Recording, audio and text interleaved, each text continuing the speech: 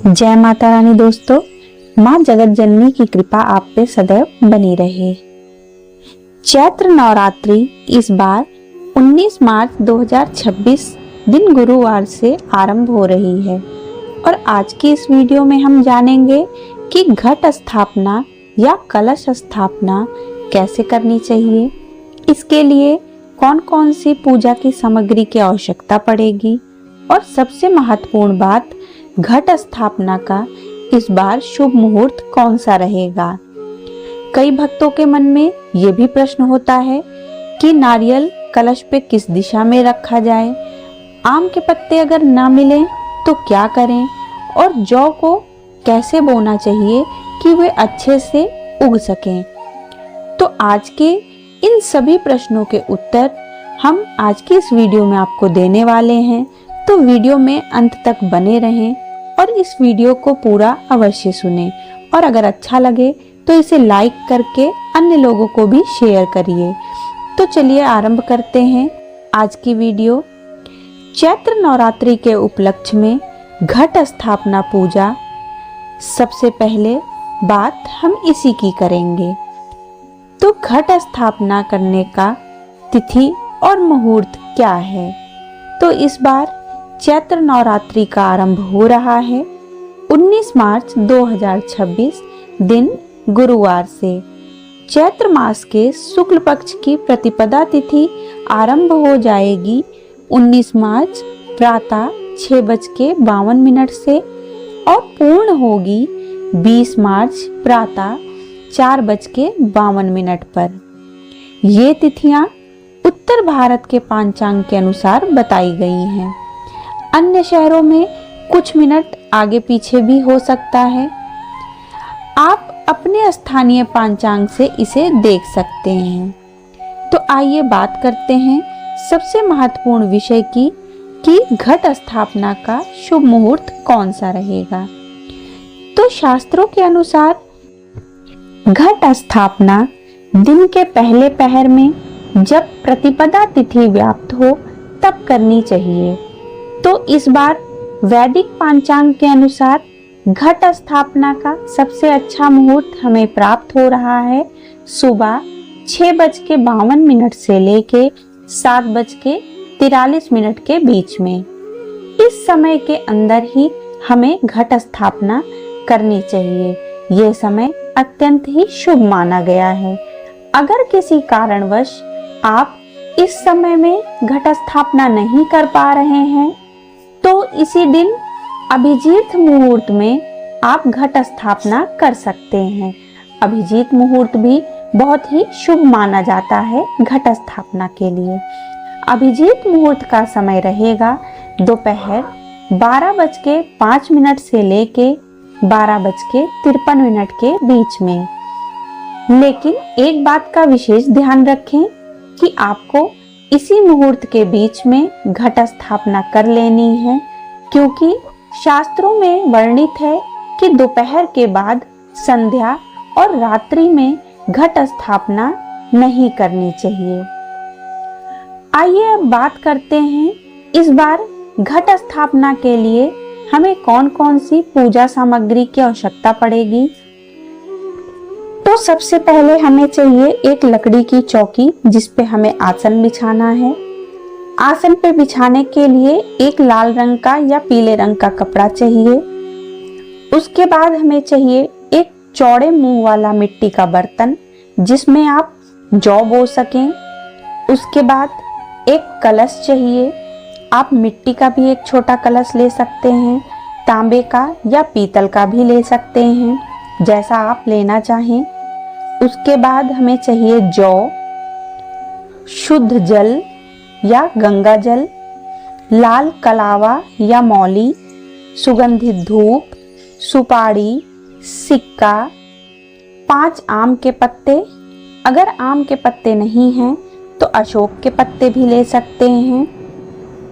कलश को ढकने के लिए एक ढक्कन, अक्षत के लिए अटूट चावल मतलब जो टूटे हुए ना हो, एक बिना छिला हुआ नारियल, नारियल पे लपेटने के लिए लाल वस्त्र, ताजे फूल, माला, दूर्वा घास, हल्दी या हल्दी की गांठ, घी, दीपक जलाने के लिए, इतना सामान हमें एकत्रित करके तब हमें पूजा के लिए बैठना चाहिए। चलिए अब जानते हैं कि हमें घट स्थापना कैसे करनी है और पूजा कैसे करनी है। तो सबसे पहले अगर आप इस नवरात्रि का पालन करने जा रहे हैं तो नवरात्रि के पहले दिन ब्रह्म मुहूर्त में उठ के नित्य कर्म पूर्ण करके नहा धो के आपको स्वच्छ वस्त्र धारण करने हैं। इसके बाद घर के मंदिर को स्वच्छ करना है और जहाँ पे आपको चौकी लगानी है उस जगह को आपको स्वच्छ करना है। इन जगह पे आप गंगा जल का छिड़काव करके उन्हें शुद्ध कर लें। उसके बाद फिर आप एक चौकी रखें। चौकी पे आप लाल रंग का कपड़ा बिछाएं। लाल नहीं है तो आप पीले रंग का भी वस्त्र बिछा सकते हैं। पीले रंग का आसन देने के बाद फिर आप वहाँ पे थोड़ा से अक्षत का आसन देके माँ दुर्गा की प्रतिमा, फोटो, कैलेंडर, जो भी आपको जिसकी भी आपको पूजा करनी हो उसे आप वहाँ पे रखें। उसके बाद उसके दाहिने ओर अगर चौकी पे जगह है तो आप चौकी पे ही रखें और अगर चौकी पे जगह नहीं है तो आप दाहिनी तरफ नीचे थोड़े से अक्षत का आसन देके आप उस पे कलश की स्थापना कर सकती हैं। कलश की स्थापना करने से पहले कलश के मुख पे आप मौली या कलावा बांध दें। फिर उस पे रोली से स्वास्तिक बना दें। अब उसमें गंगा जल डालें। गंगा जल यदि नहीं है तो आप जल भी डाल सकते हैं। जल डालने के बाद अब उसमें अक्षत, सुपारी, सिक्का, इत्र, हल्दी की गांठ नहीं है तो आप पिसी हल्दी भी डाल सकते हैं। डाल के उसके ऊपर ढक्कन रखें। ढक्कन रखने से पहले आप उसमें आम के पत्ते रखें। आम के पत्ते इस प्रकार से रखेंगे कि उनका सिरा बाहर की ओर हो। आम के पत्ते नहीं हैं तो आप अशोक के पत्ते भी रख सकते हैं। 5 या 7 पत्ते रखें। उसके ऊपर ढक्कन रखें। ढक्कन के ऊपर आप अक्षत रखें, जो चावल हैं उनको, जो टूटे हुए नहीं हैं उनको रखें। इसके ऊपर अब नारियल रखें। नारियल पे पहले लाल कपड़ा या चुन्नी लपेट के उसके ऊपर कलावा लपेट के तब नारियल उसके ऊपर रखें। बहुत से लोग खड़ा नारियल रखते हैं और बहुत से लोग लिटा के नारियल रखते हैं।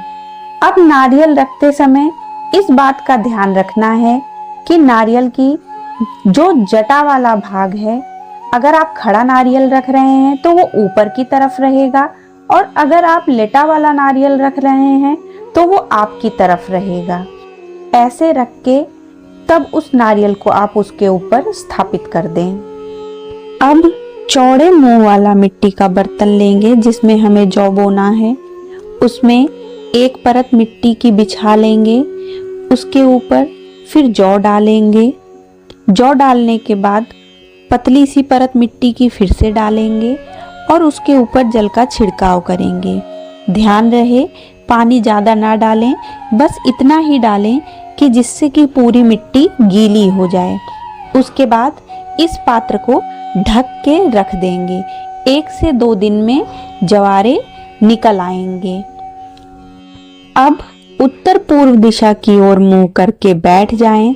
उसके बाद चौकी पे थोड़े से अक्षत का आसन देके दीपक को प्रज्वलित करें। याद रहे दीपक पूरी पूजा का साक्षी होता है, तो इसलिए दीपक शुरू से लेके अंत तक पूजा में अवश्य जलना चाहिए। अब कलश की स्थापना हो चुकी है। अब हम संकल्प लेंगे। माँ दुर्गा के सामने बैठ के माँ दुर्गा का आवाहन करेंगे और उनसे प्रार्थना करते हुए कहेंगे कि कलश में 9 दिनों तक विराजमान रहें। अपने दाहिने हाथ में गंगा जल लेके ये संकल्प करेंगे। मंत्रों का उच्चारण करेंगे। आपको जो भी मंत्र आता है आप उस मंत्र का उच्चारण कर सकते हैं। अगर नहीं आता तो आप माँ दुर्गा की स्तुति भी कर सकते हैं। आप माँ दुर्गा से कहेंगे, हे देवी, हे जगत जननी, आप जगत की माता हैं, मैं उत्तम नवरात्रि व्रत आरंभ करने जा रही हूँ। हे माता, आप मेरी सभी कार्यों में सहायता करें, मुझ पे अपनी कृपा करें और मेरी इस पूजा को पूर्ण करें। आप मुझ पे अपनी कृपा बनाए रखें। इस प्रकार का संकल्प लेके आप अपनी पूजा को शुरू करें। फिर धूप, दीप, जो भी पूजा की सामग्री है, आप वो सब माँ को अर्पण करें। उसके बाद नैवेद्य या मिठाई जो भी है आप उसको अर्पित करें। अर्पित करने के बाद आप दुर्गा चालीसा का पाठ करें या दुर्गा सप्तशती का पाठ करें।